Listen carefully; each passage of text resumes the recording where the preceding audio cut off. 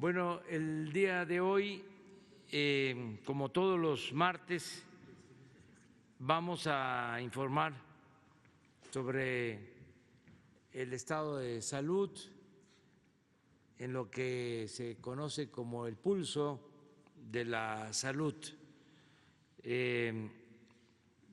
Va a informar el doctor Alcocer, va a introducir, y el doctor Hugo López-Gatell va a hacer también lo propio. Vamos a tener un informe de la Fundación Teletón, del apoyo que se está brindando, lo que se está haciendo de parte de esta fundación para ayudar a enfrentar la pandemia, y también David León nos va a informar sobre el huracán, los efectos, todo lo que se hizo en Tamaulipas, en Coahuila, en Nuevo León, y cuál es la situación que prevalece. Entonces son los temas para el día de hoy. Vamos a empezar con el doctor Alcocer. Con su permiso, señor presidente. Muy buenos días, me da gusto saludarlos nuevamente. Como se ha dicho por el señor presidente, hoy en el pulso de la salud, a 5 meses de conocerse el primer infectado mexicano por el SARS-CoV-2, presentaremos la actualización del informe técnico de la pandemia y como tema central vamos a llevar a cabo una presentación sobre la mortalidad de COVID, que ha dado un gran número, pero muy esperado, de fallecidos, con todo el sentimiento que ello significa. Hablar de los fallecidos, de las muertes, es en sí de las raíces del pueblo, decía el poeta. Honrarlos, honrar a nuestros fallecidos en esta epidemia, es animar a los vivos, es ayudarles a todos ellos a prevenir realmente y a cuidar su salud. Este es, como ya se mencionó, el objetivo de este día del pulso de la salud, y nos acompañará también la Fundación Teletón, en voz del licenciado Landeros, que nos presentará la actualización de sus contribuciones en el apoyo de esta pandemia. Siendo así, le pido a Hugo López-Gatell que intervenga. Muchas gracias. Con su permiso, presidente. Buen día, secretario, canciller, coordinador general, colegas de la Fundación Teletón. Fernando, buenos días. Muy buenos días tengan todas y todos ustedes. Vamos a enfocarnos a el informe técnico con la actualización más reciente que presentamos ayer por la tarde, y como solemos hacer aquí en el Pulso de la Salud, vamos a identificar algunos de los temas de mayor importancia sobre lo que está ocurriendo con la epidemia.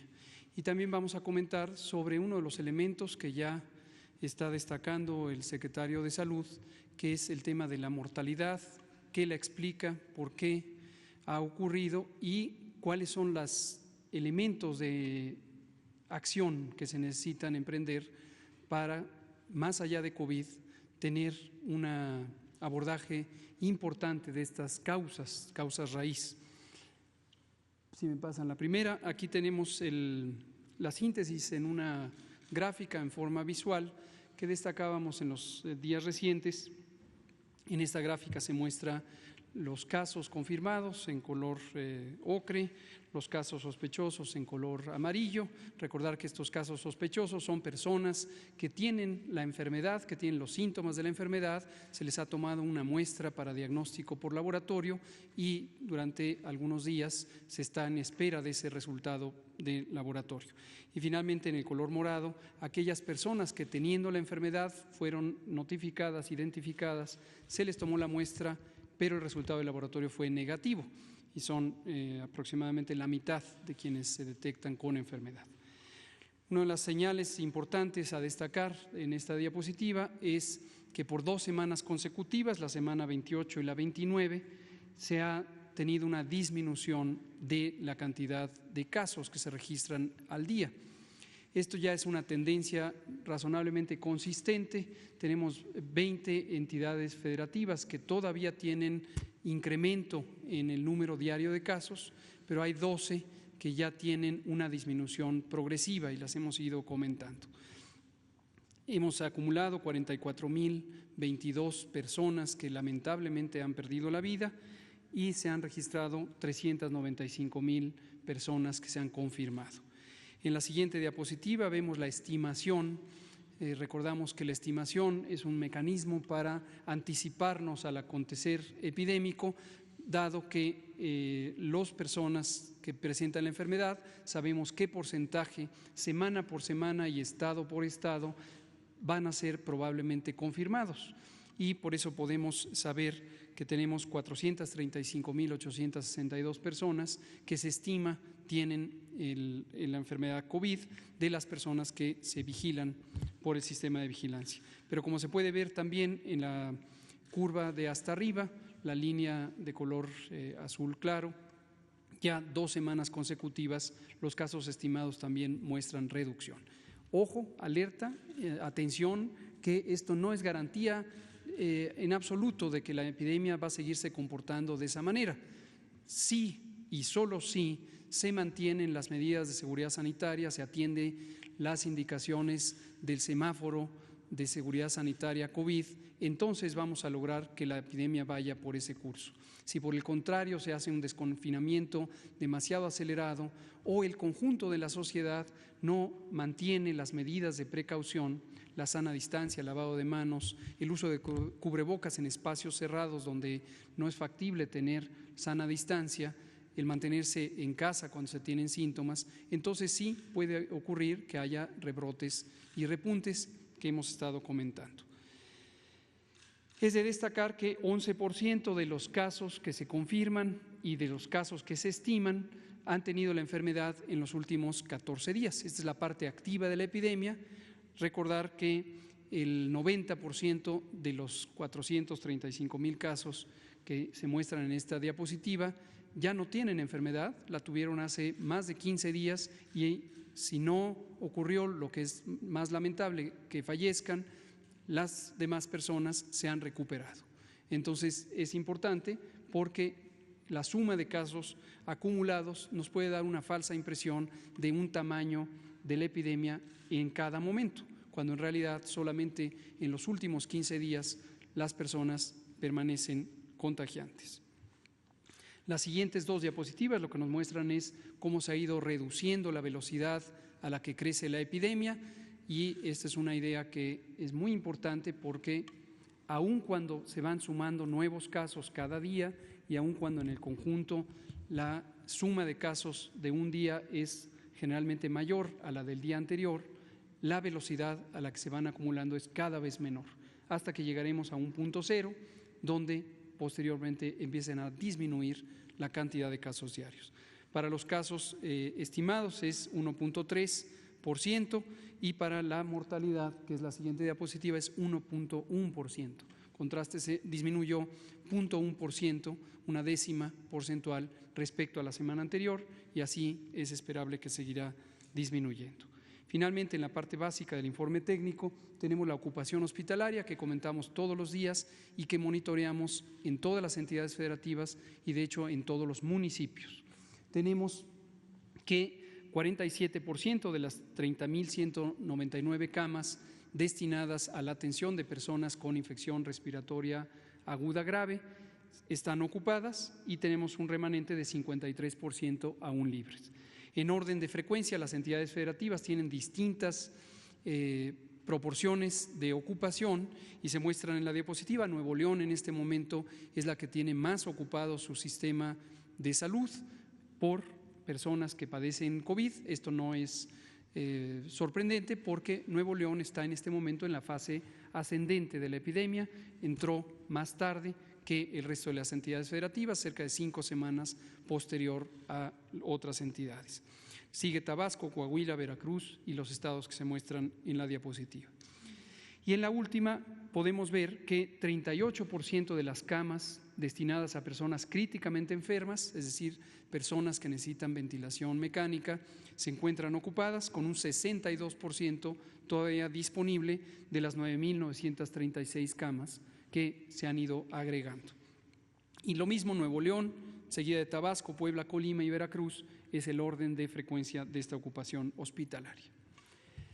Ahora, el segundo elemento que nos interesa dar a conocer lo tomamos de la conferencia de prensa vespertina del jueves pasado, en donde nuestro colega, el doctor Ruy López Ridaura, especialista en epidemiología nutricional, nos mostró en síntesis el impacto de las enfermedades crónicas, sobre todo cardiometabólicas, sobre la mortalidad COVID, para recordarnos la importancia de enormes epidemias de estas enfermedades que México tiene desde hace muchos años. Recordar que hace 4 o 5 años ya se había declarado formalmente a la diabetes y a la obesidad como emergencias epidemiológicas. Emergencias epidemiológicas fueron declaradas formalmente y lo que posiblemente quedó pendiente es las acciones necesarias para enfrentar estas epidemias.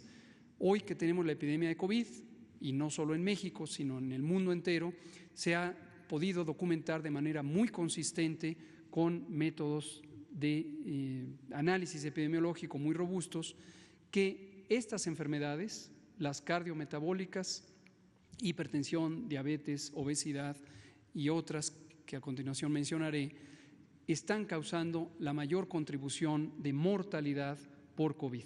Entonces se agrega una enfermedad emergente de carácter infeccioso sobre epidemias no infecciosas que ya existían en el mundo y entonces los mayores estragos ocurren en ese segmento de la población que desafortunadamente padece estas condiciones crónicas. Y eso requiere de una atención dirigida, ya lo requería porque son un contribuyente muy importante de la mortalidad general, como lo veremos a continuación, pero nos lo pone de manifiesto el COVID.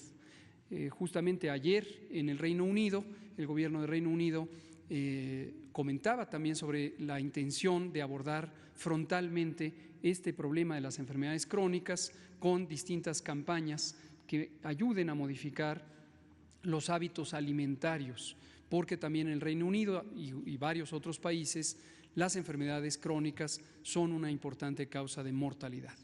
Ahora, México es uno de los países del mundo entero que ha tenido las más importantes epidemias de sobrepeso, obesidad, diabetes, enfermedad cardiovascular en todo el mundo.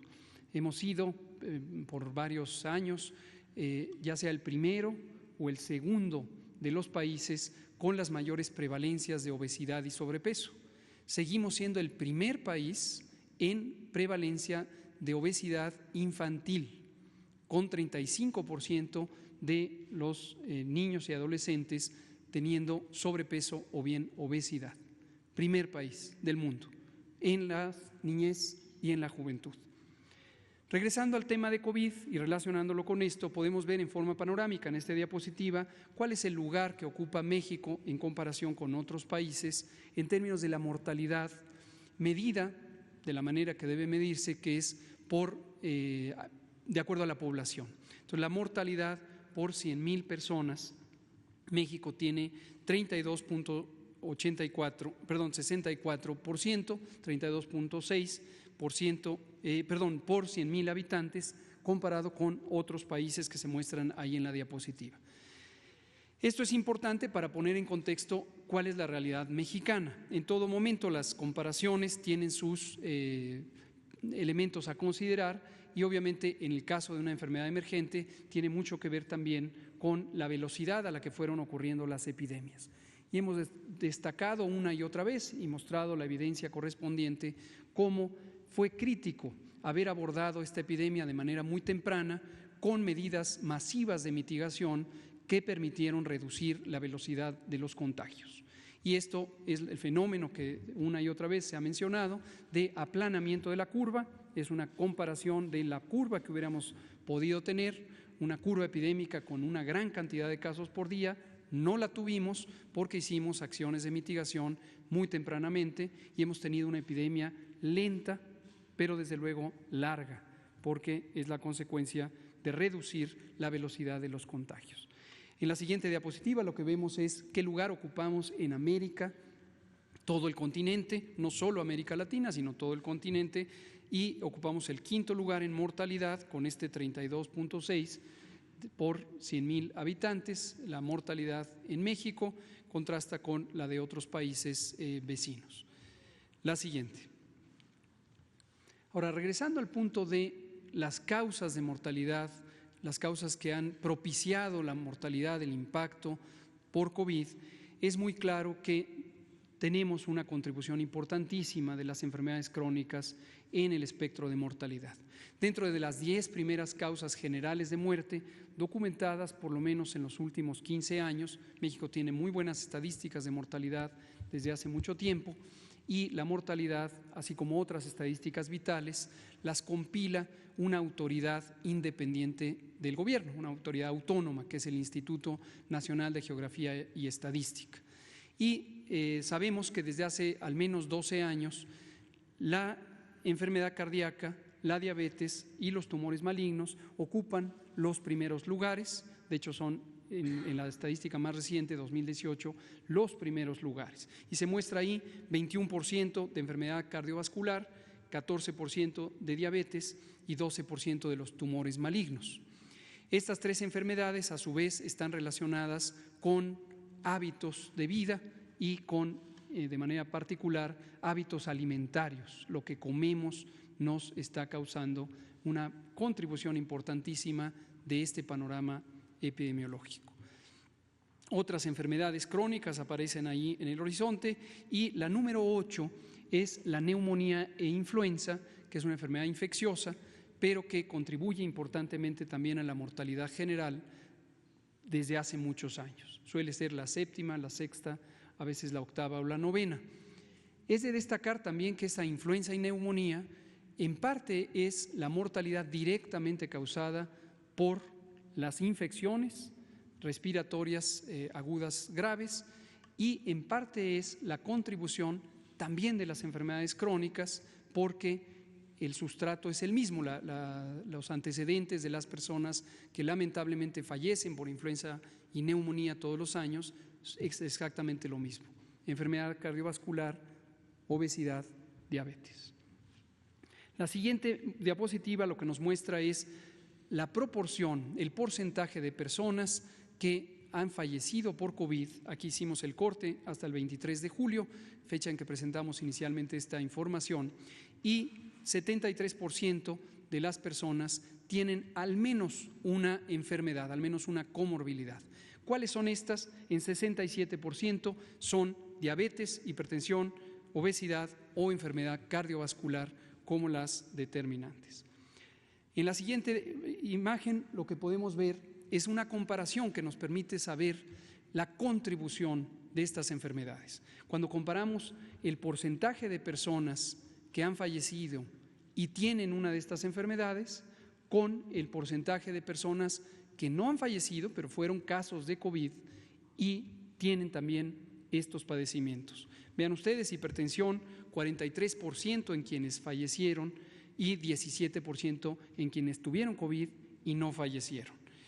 Esto es también el caso de diabetes, 38 contra 17%, obesidad, 25 contra 18%, enfermedad renal crónica, 7 contra 2%, enfermedad pulmonar obstructiva crónica, que es lo que quiere decir EPOC, 5 contra 2%, y la enfermedad cardiovascular, 5 contra 1%. Entonces, en general, es al menos un 45% de aumento en la proporción de personas que fallecen y puede ser hasta de 5 veces la diferencia porcentual entre unos y otros. La siguiente diapositiva nos muestra, ya incorporando la edad como un factor de riesgo, 86% de las personas que tienen un desenlace fatal por COVID tenían al menos un factor de riesgo.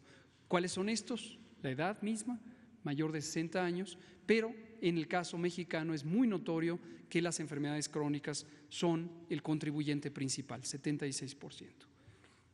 En la siguiente imagen lo que vemos es algo que ya se conocía y que ha estado documentado, insisto, al menos por 12 años, pero la tendencia es desde hace más de 30 años. Y son obesidad y sobrepeso con 73%, hipertensión con 25% y diabetes con 14% de la población mayor de 20 años tiene estos problemas de salud. Y en muchas situaciones vemos además una sobreposición. Las personas que tienen diabetes es más probable que sean hipertensas, quienes tienen hipertensión es más probable que tengan obesidad, etcétera, etcétera. Ahora, ¿qué causa esto? Hemos dicho, por un lado, son los distintos estilos de vida. La actividad física es un elemento muy importante para lograr reducir, desde luego, el peso corporal y también la probabilidad de tener alguna de estas enfermedades. Pero no hay duda que el motor fundamental es la alimentación no saludable. Y es también muy importante destacar que la alimentación no es solo un acto voluntario, no es solo que decidamos comer frutas o verduras o comer algún otro producto. Depende mucho de lo que tenemos en acceso. Y el acceso tiene que ver con el costo de los productos, pero también con la oferta de los productos. ¿Qué hay en mi localidad? ¿Qué hay cerca de mi casa? ¿Qué hay cerca de mi trabajo? ¿Qué me encuentro al paso de todos los días que puede ser un producto que me lleve a la boca con el ánimo de alimentarme? Y es muy claro que en México, igual que en otros países, sobre todo los países que tienen las más grandes epidemias de obesidad, sobrepeso, diabetes, lo que encontramos al paso, por mucho, son productos no saludables. Y hemos destacado los productos industrializados, procesados y ultraprocesados, incluyendo los líquidos, las bebidas azucaradas, como uno de los más claros, consistentes y grandes contribuyentes a la alimentación no saludable. A veces se ha querido orientar esta conversación como si se tratara de una confrontación o como si se tratara de un ánimo de desprestigiar a un sector de la producción o de la economía. No se trata de eso. Esto es evidencia científica y es evidencia que el mundo entero ha reconocido. La Organización Mundial de la Salud desde hace más de 12 años ha hecho enfáticos llamados a cambiar los hábitos alimentarios y ha identificado a este grupo de productos.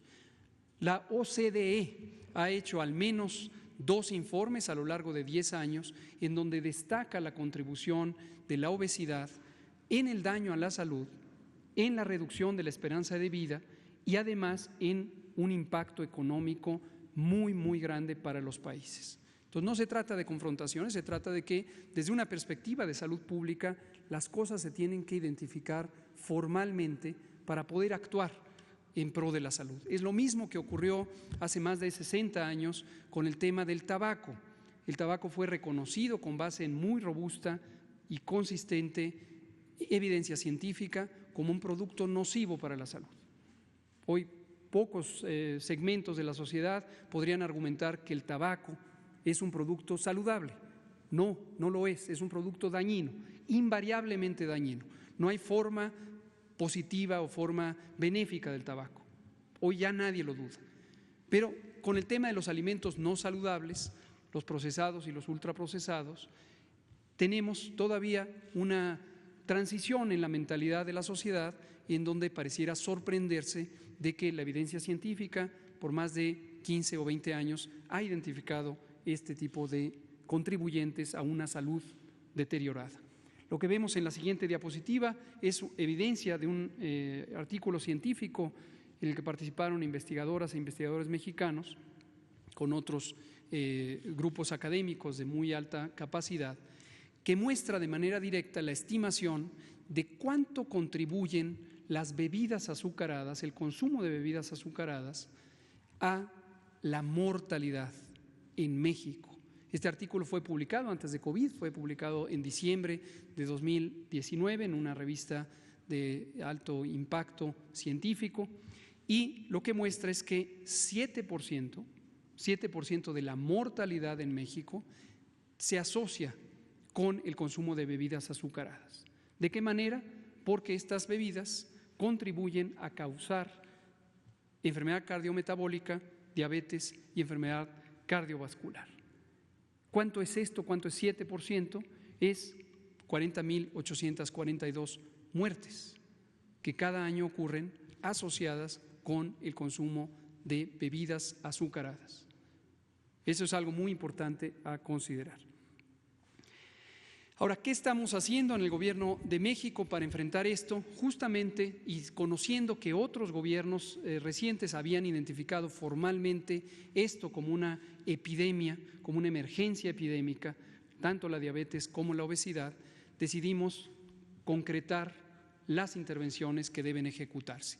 Hay planteamientos de la Academia Nacional de Medicina, del Instituto Nacional de Salud Pública, de la Universidad Nacional Autónoma de México, desde hace varios años, sobre cuál sería una ruta crítica de intervenciones del Estado para disminuir el impacto de estas enfermedades y prevenirlas.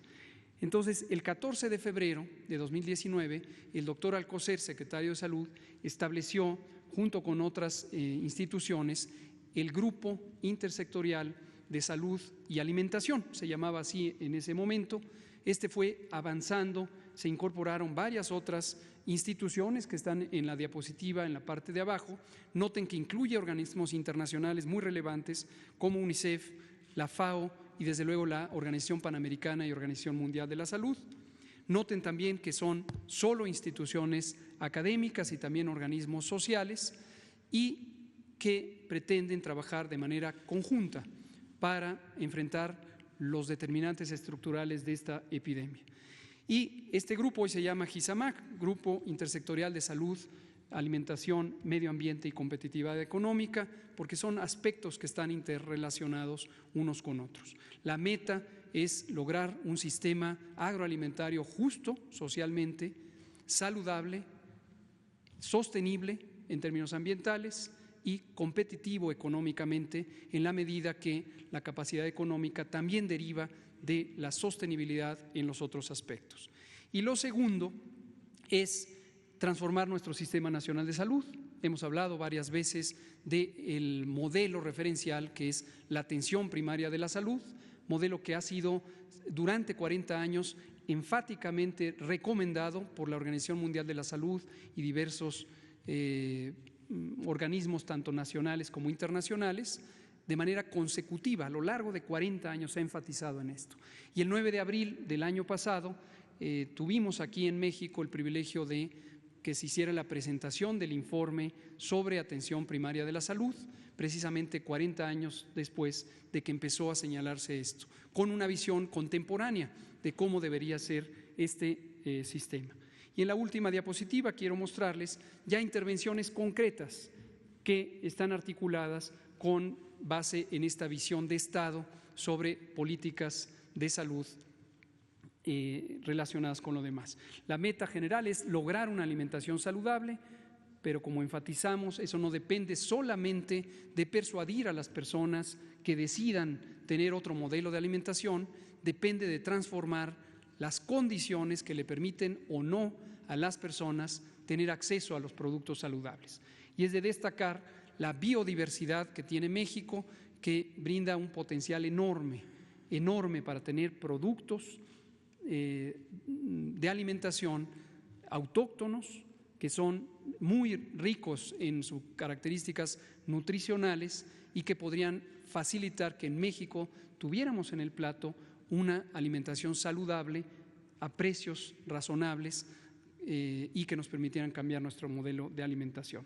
La primera de estas intervenciones fue la política de los etiquetados frontales de alimentos, los etiquetados claros, que empiezan ya formalmente el 1 de octubre en todos los productos procesados para alertar a los consumidores y consumidoras sobre el exceso de sal, el exceso de azúcar, el exceso de grasas y el exceso de calorías, que son los 4 componentes fundamentales que en exceso contribuyen con la mitad de la mortalidad en México.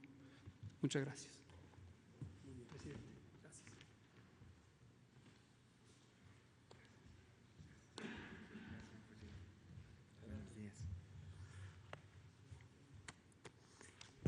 Muy buenos días a todos. Con su permiso, señor presidente. Antes de iniciar con este informe, quiero reconocer a las distintas autoridades que hicieron posible todo esto. Sin la coordinación encabezada por la Secretaría de Relaciones Exteriores, a través de Juntos por la Salud e impulsada por la Oficina de la Presidencia, por el Instituto Mexicano del Seguro Social, por la Secretaría de Salud, por la Secretaría del Bienestar, y sin el trabajo armónico con la jefa de gobierno de la Ciudad de México y los gobernadores de los estados, estas acciones hubiesen sido imposibles. Asisto a este acto representando a nuestros queridos miembros del patronato de la Fundación Teletón. El pasado 12 de mayo hicimos 4 compromisos y este es el informe sobre estas 4 acciones. La primera, que es el ADN de la Fundación Teletón, es la atención a las personas con discapacidad, que es sin duda un compromiso de vida. Aquí la acción realizada, señor presidente, tuvo que ver con, ante el panorama de que muchos niños, muchos jóvenes con discapacidad iban a quedar sin un tratamiento, sin una rehabilitación, decidimos transformar todos los contenidos que requiere un niño con discapacidad en contenidos de telerehabilitación, de modo que ellos desde sus casas, habiendo empoderado a sus papás, a sus mamás, a veces a los abuelos, pudieran seguir avanzando con sus terapias de rehabilitación. Pero esto además no solamente lo hicimos para los niños que normalmente atendemos, sino que lo hicimos de modo gratuito y abierto a todo el país, para que cualquier persona con discapacidad pudiera tener acceso a estos materiales. La respuesta fue extraordinaria, señor presidente. Más de 173,000 personas con discapacidad son hoy usuarios de este sistema de telerehabilitación. En segundo lugar, nos propusimos contribuir en la atención y orientación a la población en general sobre el COVID. Y aquí lo que hicimos también ante el escenario de cerrar los centros Teletón es que seleccionamos a 431 especialistas, expertos que colaboran diariamente en la Fundación Teletón, personas capacitadas para dar orientación médica en general, pero sobre todo para dar orientación de cómo vivir la pandemia, cómo vivir y enfrentar al COVID-19 desde la discapacidad, desde el autismo o desde el cáncer. Y afortunadamente hemos podido ayudar a un poco más de 4,500 personas que también reciben gratuitamente o han recibido gratuitamente esta orientación. En este mismo marco de atención y orientación firmamos un convenio de colaboración con el Consejo Nacional de Salud Mental, con la Comisión Nacional contra las Adicciones y los servicios de atención psiquiátrica de cara a la promoción siempre de los derechos de las personas con discapacidad. El tercer compromiso, el tercer ofrecimiento era justamente ese, el ofrecimiento de las instalaciones de la Fundación al Gobierno federal y a los gobiernos estatales. 10 centros Teletón han realizado una reconversión hospitalaria. Enumeraré brevemente las acciones en cada uno. En primer lugar, el CRIT de la Ciudad de México, en donde junto con el Gobierno de la ciudad y el Instituto Mexicano del Seguro Social se colocaron 30 camas en donde 152 pacientes COVID han sido atendidos. Siguiente, en el CRIT en Ciudad Nezahualcóyotl, de la mano del Instituto Mexicano del Seguro Social, se habilitaron 30 camas en donde 45 pacientes con COVID se han atendido. En el CRIT del Estado de México hay disponibles, y este es un trabajo con el Gobierno del Estado, 158 camas para pacientes no COVID. Están disponibles aún. En el CRIT Guerrero, junto con el Gobierno del Estado, se colocaron 73 camas para pacientes COVID y para pacientes no COVID. En el CRIT Chihuahua, junto con el Gobierno del Estado, se colocaron 20 camas en donde se han atendido a 7 pacientes con COVID-19. En el CRIT de Coahuila, junto con el Gobierno del Estado, se estableció una zona móvil de toma de pruebas COVID en donde 424 personas han sido atendidas y se colocaron también 55 camas para pacientes COVID-19. En el CRIT de Chiapas, junto con el Gobierno del Estado, se hizo una reconversión a un centro de atención psicológica a pacientes post-COVID-19 y un poco más de 2.200 personas han sido atendidas recibiendo esta atención psicológica. En el CRIT Michoacán, de la mano del Gobierno del Estado, se hizo una reconversión para transformar el CRIT en un centro de consulta externa y se han atendido un poco más de 3.240 personas. En el CRIT de Sonora, junto con el Gobierno del Estado, también se hizo una reconversión a centro de vigilancia epidemiológica. Más de 80.400 personas han sido atendidas. En el CRIT Baja California Sur, de la mano del Instituto Mexicano del Seguro Social, de hecho mañana el director general del Seguro Social, el licenciado Zoé Roble, va a estar ahí dando inicio a este proceso de atención. Se colocaron 30 camas para pacientes COVID. Por otro lado, también informar que el CRIT Aguascalientes, el CRIT Quintana Roo y el CRIT Yucatán ya regresaron a sus operaciones normales, por supuesto tomando todas las medidas de precaución que marcan los semáforos, y hemos agregado una acción más. Conscientes de las consecuencias de haber padecido COVID-19, vamos a ofrecer a toda la población rehabilitación pulmonar a pacientes post-COVID. Será una necesidad que estamos seguros se va a presentar. La cuarta acción fue la atención a los niños con cáncer. Nadie es más vulnerable a un tema de un contagio, de una pandemia o de un virus que un niño que tiene las defensas bajas, como es el tema de los niños con cáncer. Allí, en el Hospital Infantil Teletón de Oncología, me da gusto informarles que los 300 pacientes hemos logrado que ninguno de ellos se haya contagiado de COVID y que sigan adelante con sus tratamientos, que seguramente con la ayuda de todos les salvará la vida. Por otro lado, sumamos una ayuda humanitaria, entendiendo el problema económico que genera la falta de actividad económica. Se han entregado más de 12.600 despensas con el apoyo de los miembros del patronato. En resumen, señor presidente, lo que se ha hecho desde ese día 12 de mayo es lo siguiente.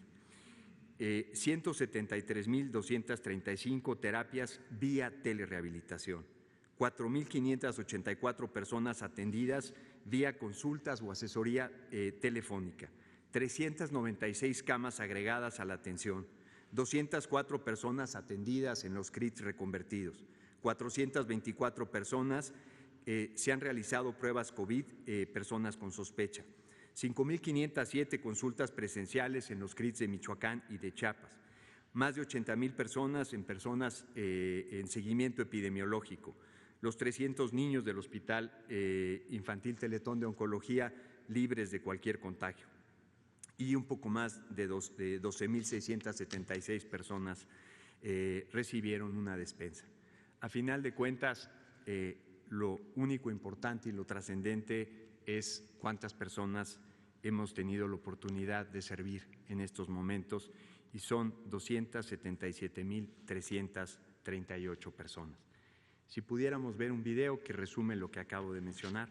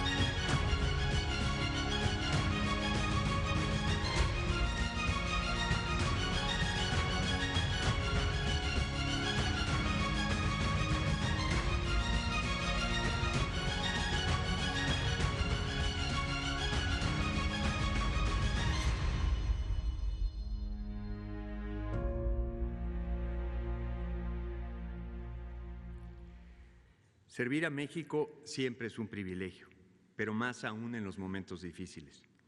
Hay una virtud que se impone siempre, pero más en los tiempos que vivimos, y esa virtud es la lealtad al país. Lealtad que significa compromiso, presencia y sobre todo gratitud. Es una virtud callada, pero trascendente, indispensable porque es incondicional. La lealtad es la virtud del amor presente. Y quienes hemos construido Teletón, en este valor creemos y por eso hacemos lo que hacemos. Por ello, que continúe la reconversión no solo de los edificios y de las instalaciones, sino de las mentes y de los corazones de todos. Gracias a todos los miembros del patronato por su inquebrantable compromiso. Gracias a todos nuestros patrocinadores. Gracias en especial a todos los niños con discapacidad por enseñarnos que la única discapacidad es pensar que hay imposibles. Teletón es el fruto de la generosidad de millones de mexicanos, porque nos mueve México. Donadores que muchas veces, contra viento y marea, por más de 23 años, pusimos de pie una obra, pero sobre todo pusimos de pie el corazón de miles de niños mexicanos. Y hoy nos honra sumarnos a poner de pie a miles de mexicanos que lo necesitan. Por ello, sobre todo, gracias a todos los donadores, mexicanos amorosos, constantes, orgullosamente tercos cuando se trata de dar y de servir. Gracias, señores gobernadores de los estados y jefa de gobierno de la Ciudad de México. Gracias, señor presidente, por la oportunidad de sumarnos en el rescate de la vida de miles de mexicanos. Como lo dijimos el 12 de mayo, querido México, va de regreso todo lo que nos has dado, todo lo que has construido. Muchas gracias.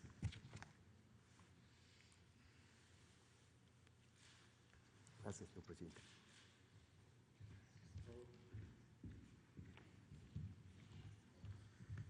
Muy buenos días a todos. Con su permiso, señor presidente, como ustedes bien saben, estamos en plena temporada de ciclones tropicales y lluvias que arrancó el 15 de mayo, terminará el 30 de noviembre. La CONAGUA, el Servicio Meteorológico Nacional, pronosticó entre 30 y 37 sistemas. De ellos se han presentado 12 y 3 han impactado el territorio nacional. Primero Amanda, después Cristóbal y en este caso Hanna, en el norte de nuestro país. Brevemente, este es un mapa de la precipitación pluvial del día 26 de julio al 27 de julio, que lo genera la CONAGUA y el Servicio Meteorológico Nacional en los colores fríos, los azules y verdes, la menor precipitación pluvial en los colores cálidos, la mayor precipitación pluvial. Medimos la precipitación pluvial en milímetros por metro cuadrado, que quiere decir litros por metro cuadrado. Podemos ver que en las zonas de los estados del norte de nuestro país, Coahuila, Nuevo León, Tamaulipas, hay colores muy fuertes que representan que llovió en esos sitios cerca de 500 litros en 24 horas. Esto quiere decir 500 litros en un metro cuadrado acumulados en 24 horas. Esto nos habla de la gran precipitación pluvial que tuvimos por esas horas. La siguiente, por favor. Una breve muestra, muy rápido. Por ejemplo, en Gustavo Díaz Ordaz, esto en Tamaulipas, llovieron 367 litros por metro cuadrado. Esto es casi el 50% de la lluvia que se tiene en todo un año. Para el caso de Nuevo León, particularmente en Monterrey, llovieron 564 milímetros acumulados en 48 horas, es decir, en 48 horas llovió casi el 80%, un poco más del 80% de lo que llueve en un año. Esto nos habla de caudales muy grandes que generan desafortunadamente a su paso daños, afectaciones que nos parecen muy lamentables y que en la cara de la otra moneda nos permiten tener agua en nuestras presas para dotar de agua potable a las familias de la región y también desarrollar las actividades agrícolas. La siguiente, por favor. Nuestras presas de esos 3 estados, CONAGUA administra 210 presas en el territorio nacional. En los estados del norte de nuestro país, particularmente Coahuila, Tamaulipas y Nuevo León, hay 18 presas. Esas presas ganaron algo de nivel, eso permitirá una mayor disponibilidad de agua en la región. El monitoreo de presas se realiza minuto a minuto justamente para controlar, administrar esa agua, pero también administrar el riesgo que pudieran generarse. La siguiente, por favor. Lamentamos profundamente los daños que genera la lluvia y caudales de esta dimensión. En cuanto a colonias afectadas, 54 colonias con afectaciones de manera preliminar, 4 vías de comunicación afectadas con cierre parcial, 8 cierres totales carreteros, 6 deslizamientos de tierra, 339 personas al momento en 7 refugios temporales, 5 cauces desbordados, un hospital afectado que tuvimos la noche del sábado, que de inmediato las autoridades del sector salud, Sedena, Guardia Nacional y Conagua nos ayudaron a restablecer las condiciones, 87 personas rescatadas, 769 personas evacuadas, desafortunadamente, y estamos dándonos a la tarea de localizarlas, 4 personas desaparecidas. Nos duele mucho reportar 3 personas fallecidas y más de 320 afectaciones a la infraestructura pública.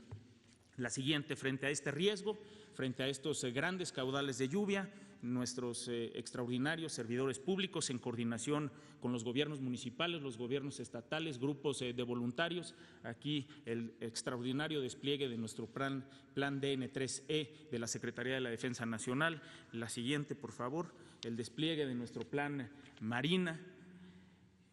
La siguiente, el despliegue del plan de la Guardia Nacional. La Guardia Nacional tiene un plan de apoyo a la población que se está desplegando también en el territorio para atender a las familias. La siguiente, por favor.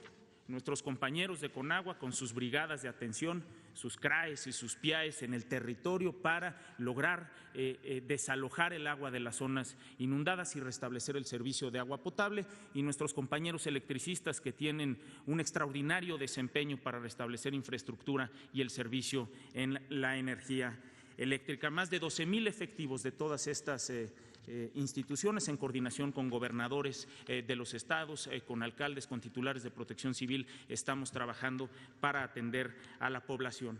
La siguiente, por favor, la Cancillería. Ustedes saben que Hanna, un ciclón tropical que tocó tierra en la costa este de los Estados Unidos como huracán categoría 1 y afectó de manera importante el territorio norteamericano. La Secretaría de Relaciones Exteriores, a través de su red consular, ha dispuesto una serie de servicios para atender a nuestros paisanos que pudieron haberse sufrido alguna afectación en el territorio de Estados Unidos. Por último, comentar, hemos hecho un monitoreo permanente de los ciclones tropicales, particularmente Hanna. Pudimos hacer un alertamiento desde el día 20 a todos los involucrados en el Sistema Nacional de Protección Civil. En este momento llueve en muchas partes del territorio. Es muy importante respetar las recomendaciones de la autoridad. Antes de la lluvia debemos resguardarnos. Si no nos sentimos seguros en nuestras viviendas, debemos acercarnos a nuestros sistemas municipales y estatales de protección civil. Durante la lluvia, bajo ninguna circunstancia transitar. Hablaba yo de 87 rescates, muchos de ellos son vehículos en los cauces de los ríos, personas que arrastró la corriente. Esto quiere decir que tomamos una decisión inadecuada, inapropiada durante la lluvia. Durante la lluvia no hay que transitar, no hay que cruzar el cauce de un río, ni en una bicicleta, ni en un vehículo, ni confiar en nuestros animales y montarlos para cruzar el cauce de un río. Es arriesgar nuestra vida y es arriesgar también la vida de los socorristas que tendrían que ir en nuestro auxilio. Y después de la lluvia regresar con mucho cuidado a casa. El Sistema Nacional de Protección Civil continuará trabajando de manera permanente para atender todo el territorio, pero de manera muy particular a estas 3 entidades de nuestro país que han sufrido el impacto del ciclón tropical Hanna. ¿Sería cuánto, presidente? Bueno, pues esta es la información general. Vamos a abrir.